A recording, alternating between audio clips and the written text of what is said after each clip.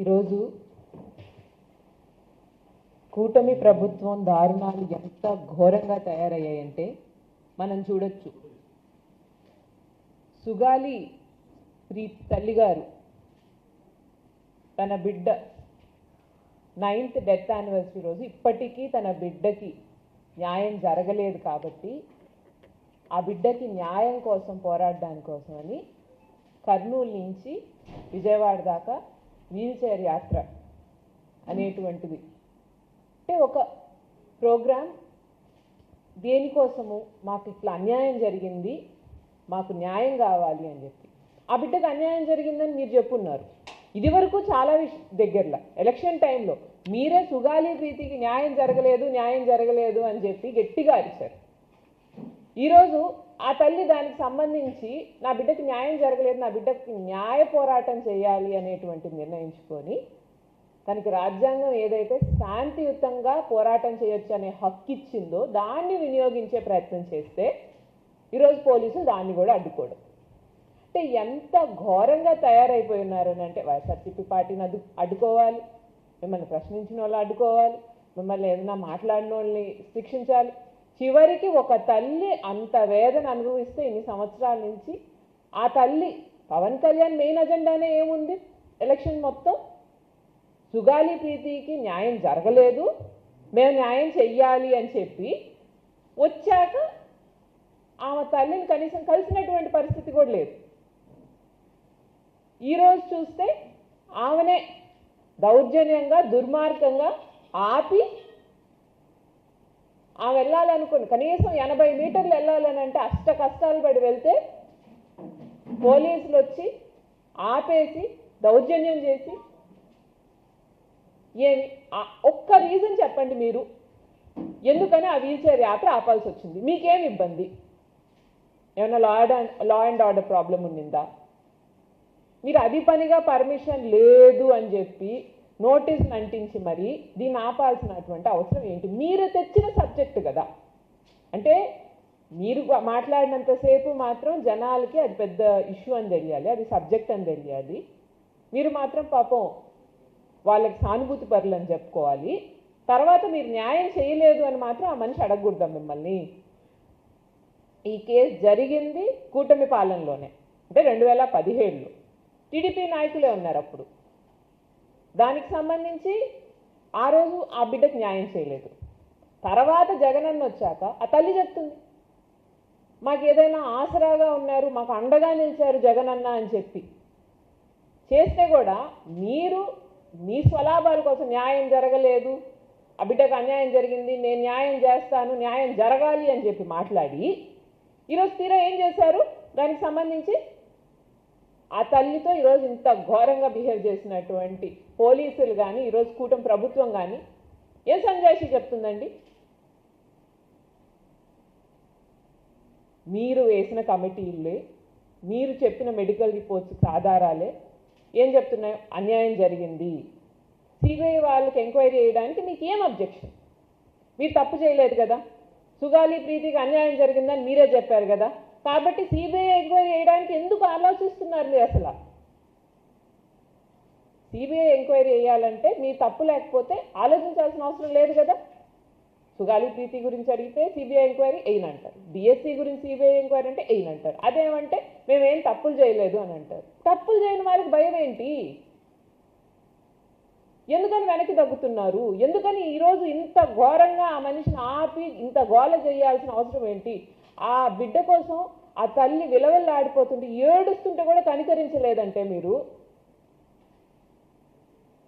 మనిషి ఎదురుగా ఉండే మనిషికి గుండె ఉన్నట్ట లేకపోతే గుండె ప్లేస్లో పాషాణం ఉన్నట్ట అర్థం కావట్లేదు.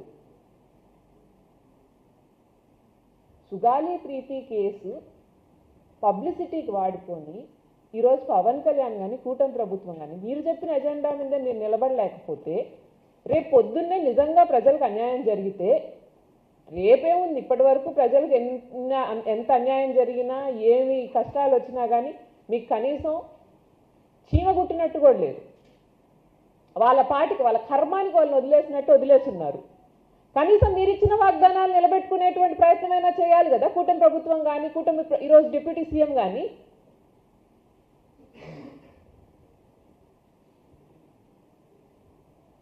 ఈరోజు మీరు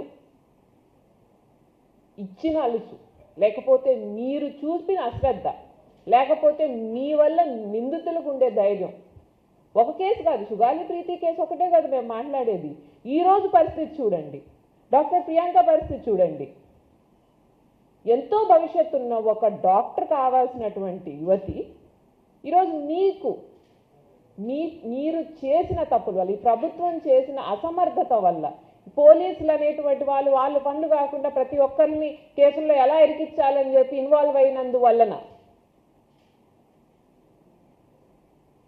అమ్మాయి పరిస్థితి ఎవరికైనా చూస్తే ఎంత బాధ వేస్తుంది అంటే, ఉద్దేశపూర్వకంగానే నన్ను ఎవడేం చేస్తాడులే, నన్ను ఎవడు ఏం పట్టుకుంటారు అంటే, అదేమి అకస్మాత్తుగా జరిగిన సంఘటన కాదు, పోనీ పొరపాటున జరిగిందో లేకపోతే ఆవేశంగా జరిగిందనేది కాదు. గొడవ పడ్డ తర్వాత ఆ మాల్లో ఉన్నారు, ఉద్దేశపూర్వకంగానే మరి మద్యం మత్తులోనో గంజాయి మత్తులోనో కనీసం మీరు 3 రోజులు 4 రోజులు ఆడకుండా ఆ రోజు వాళ్ళని పట్టుకొని వెంటనే కానీ బ్లడ్ టెస్ట్ చేసి ఉంటే అసలు వాళ్ళు మద్యం తీసుకున్నారా గంజాయి తీసుకున్నారా అనేదైనా స్పష్టమై ఉండేది కదా ఆ రోజు. లేదు, అవేమీ చేయరు. ఎందుకంటే వాళ్ళు మద్యం తీసుకున్నారన్నా, లేకపోతే వాళ్ళు గంజాయి తీసుకున్నారని బయటపడ్డా, లేకపోతే ఇటువంటి ఏమన్నా కథనాలు బయటకు వచ్చినా మీకు వెంటనే ఏంటంటే, అరే ప్రభుత్వం సరిగ్గా లేదు, ఎక్కడ పట్టినా గంజాయి దొరుకుతుంది, ఎక్కడ పట్టినా మద్యం దొరుకుతుంది, అందుకని ఇటువంటి తప్పులు జరుగుతున్నాయనేటువంటి చెడ్డ పేరు మీ ప్రభుత్వానికి రాకూడదు. అందుకని నిందితుల్ని వెంటనే అదుపులోకి తీసుకోరన్నమాట.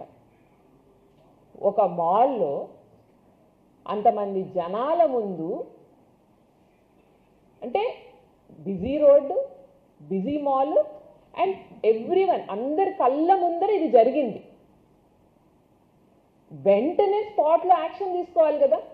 ఏదో ఎక్కడో జరిగింది ఖాళీ స్థలాల్లోనో, లేకపోతే ఎవరు జనాలు లేని దగ్గర జరిగింది కాబట్టి మా దగ్గర ఆధారాలు లేవు, అందుకని మేము వెళ్ళి ఆధారాలు సేకరించి మళ్ళీ దాన్ని ఇన్వెస్టిగేషన్ చేయడానికి టైం పడుతుందని అంటే, అందరి ముందు కళ్ళకు కనిపించినట్టు జరిగినటువంటి నిజాన్ని కూడా మీరు చూడలేకపోతున్నారు అని అంటే మీరు కళ్ళు మూసుకొని ఉన్నారు. మీరు కళ్ళు మూసుకొని ప్రజల్ని పాలిస్తూ మాకెక్కడా కనిపించట్లేదు ఏది అన్యాయం అని అంటే, మీరు కళ్ళు తెరిచి చూస్తే కదా అన్యాయాలు కనిపించడానికి. మేము బాగున్నాము, మేము బ్రహ్మాండంగా పాలించుకున్నాం, మీ భుజాలు మీరు తట్టుకోవడానికి, మీ గొప్పలు మీరు చెప్పుకోవడానికి సరిపోకపోయాయి. 3 రోజుల తర్వాత ఆ మనిషిని అరెస్ట్ చేశారు. ఇప్పుడు గుంటూరు కేసులో కూడా అదే జరిగింది. 2 ఆప్షన్స్ అండి. ఒకవేళ వీడియో ప్రూఫ్ అనేది లేకపోతే బాధితులనే నిందితులుగా చేసి, వాళ్ళని బ్లాక్మెయిల్ చేసి, వాళ్ళని రకరకాల బాధలు పెట్టి, అరే మాకు వద్దు ఈ కేసు, మాకు న్యాయం అక్కర్లేదని దండం పెట్టిపోయేంత వరకు వాళ్ళు వేధిస్తున్నారు. లేదు, విజువల్స్ దొరికాయంటే ఒక హై డ్రామా స్టార్ట్ అవుద్ది. ఫస్ట్ పోలీసులు వెళ్ళి అరెస్ట్ చేస్తారు, మేము అరెస్ట్ చేసేసామంటారు, శిక్షించాలంటారు, మీరే చెప్తారు నిందితుల్ని శిక్షించాలన్న ఇది మీరే స్పెసిఫై చేస్తారు. దాని తర్వాత ఆ కేసు పురోగతి ఏమైంది? ఇన్ని కేసులు జరిగాయి, మీరు చాలామందిని అరెస్ట్ చేశారు, ఏమైంది? ఒక్క స్టేట్మెంట్, ఇదిగో దీనికి సంబంధించి మేము ఇలా ముందుకు ప్రొసీడ్ అయ్యాము, ఇదిగోండి మా దగ్గర ఉండేటువంటి ఆధారాలు ఇవి, మేము ఇవి సబ్మిట్ చేస్తున్నాము, మేము కోర్టులో నిందితుని ప్రొడ్యూస్ చేస్తున్నాము. అదే జగనన్నకు సంబంధించో లేకపోతే వైఎస్ఆర్సీపీ పార్టీకి సంబంధించో ఒక్క నాయకుడు అరెస్ట్ అయితే మినిట్ టు మినిట్ బులెటిన్, మనిషి తుమ్మినా దగ్గినా కూడా చూపిస్తున్నారు కదండి. ఇంత పెద్ద పెద్ద కేసులు, మనుషులు ప్రాణాలు పోతున్నాయి ఒక పక్క, దాని గురించి ఒక్క ఫాలో అప్ ఉంటుందా? ఒక్క మనిషి మాట్లాడుతున్నాడా? హోంమంత్రి చెప్పగలదా ఇన్ని కేసులు జరిగాయని చెప్తున్నారు, అందులో ఎంతమంది నిందితులకు శిక్ష పడింది చెప్పమనండి. ప్రెస్ మీట్ పెట్టి ఎంతసేపు జగనన్నను తిట్టడం కాదు, మీ క్యాపబిలిటీ ఏంటి? మీరు సాధించింది ఏంటి? ఎంతమంది నేరస్తుల్ని శిక్షించగలిగారు? అసలు కోర్టుకు అవసరమైనటువంటిది ఏంటి? కోర్టు ఎలా శిక్షించగలదు వీళ్ళని? ఒకవేళ నిందితుల మీద ఉండేటువంటి ఆధారాలు కానీ వెళ్తే దాని ప్రకారం కోర్టులో వాళ్ళకి శిక్ష పడుతుంది. ఆధారాలు కూడా మీరు తారుమారు చేసే ప్రయత్నం చేస్తున్నారే, దాన్ని కూడా తిమ్మిని బొమ్మిని చేసి ఆ నేరస్తుల్ని ఎట్టోగట్టు బయటికి తీసుకురావాలి అని చెప్పే ప్రయత్నం కాకపోతే ఆధారాలు ఎట్లాంటి తారుమారవుతున్నాయి? సుగాలి తీర్పుల కేసులో ఆధారాలు మిస్ అయ్యేంటి ఎవరి వల్ల? అధికారులు లేకపోతే ప్రభుత్వం సపోర్ట్ లేకుండానే అవి తారుమారు జరిగాయా? ఇవన్నీ ఒకవైపు అయితే ఈరోజు ఇవన్నీ పక్కన పడేసి మహిళల గురించి ఏమాత్రం ఆలోచన లేకుండా చంద్రబాబు నాయుడు గారు మహిళలందరితో కూర్చొని ఒక స్క్రిప్ట్ రాసుకొని ఆయన పొగిడించుకొని లాస్ట్కి ఏమన్నారంటే మహిళల్ని మీకు హక్కు లేదు, మీకు మీద దాడులు జరిగినా, మీకు అన్యాయం జరిగినా, స్కాములు జరిగినా మీకు మాట్లాడే హక్కు లేదు. ఎందుకు లేదంటే మీరు డబ్బులు తీసుకొని ఓటేశారు. అంటే మీరు కూడా లంచం తీసుకున్నారు కాబట్టి మీరు నేను దొందు అందరం ఒకటే, కాబట్టి మీరు నన్ను మాట్లాడే హక్కు లేదు అనేటువంటిది ఎస్టాబ్లిష్ చేసేటువంటి ప్రయత్నం. అంటే మనం తప్పు చేయలేదు అని చెప్తే ఎవడు నమ్మట్లేదు కాబట్టి నేను ఒక్కడే తప్పు చేయలేదు, మీరు అందరూ కూడా చాలా తప్పులు చేశారు అనేటువంటి స్టేజ్కి దిగిపోయారు చంద్రబాబు నాయుడు గారు. లేకపోతే ప్రజల్ని లంచగొండలు అనేది ఏంటండి? నాకు తెలియక అడుగుతాను, మీకు ఓట్లేసిన ప్రజల్ని మీరు లంచగొండలంటే సరే ఎవరు తీసుకున్నారు చెప్పండి? డబ్బులు తీసుకొని ఓట్లు వేస్తున్నారంటే ఎవరెవరు తీసుకున్నాడు డబ్బులు చెప్పండి? ఏమైనా రికార్డు ఉందా? ఎవడు ఇచ్చాడు, ఎవడు తీసుకున్నాడు? లేకపోతే గాల్లో ఏదన్నా మాట్లాడి వెళ్ళిపోవచ్చా?